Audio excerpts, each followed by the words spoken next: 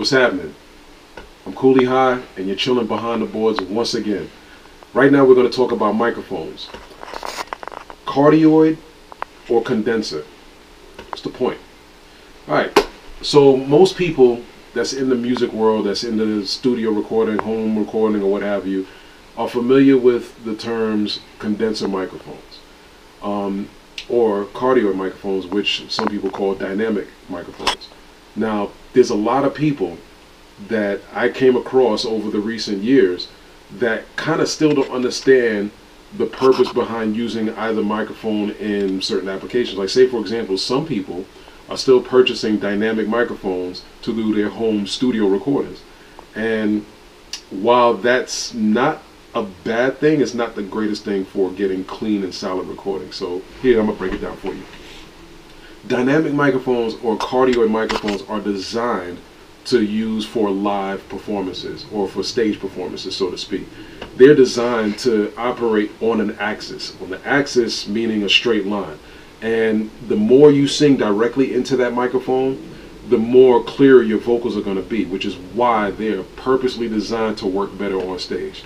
They don't need phantom power because it has enough resistance or impedance built up inside the mic to basically give you some clean sound without having to go through all the, bells and whistles, basically. So it's not going to be a whole lot of impedance in the dynamic microphones, so that the signal can just basically flow through. And you got a number of different dynamic microphones that are like super dope in the market. You got your Shure SM58s, which are the classic models. You have the Sennheiser 835s or the 935s, which are like super dope for a lot of singers. Now, when you're coming into studio recording, this is where you actually incorporate the dynamic, the condenser microphone, rather.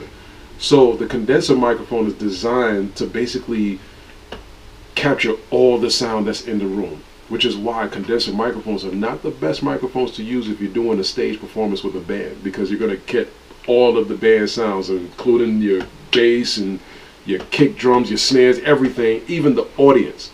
Now, some applications, especially when people are crafting videos to do for concerts, so to speak, sometimes a condenser microphone is good to get the ambiance of the crowd, so to speak.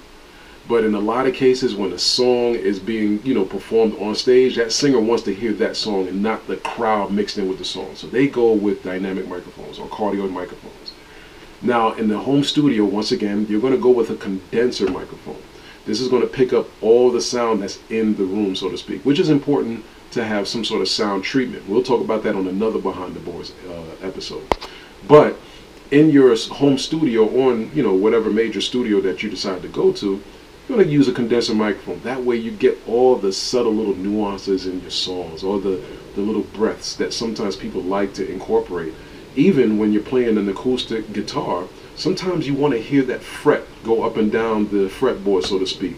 It gives your recording a little bit more character, and it makes it sound a bit more authentic and genuine rather than some electronic looping sort of thing, so to speak. So keep in mind, home studios or recording studios, professional recordings, amateur recordings, doesn't matter, condenser microphones. If you're doing a stage performance, whether it's in a small coffee shop or a large arena or venue, you kind of want to stick to a cardioid or a dynamic microphone. So I hope you understand the differences between the two. Let's go forth and make some good music. Peace.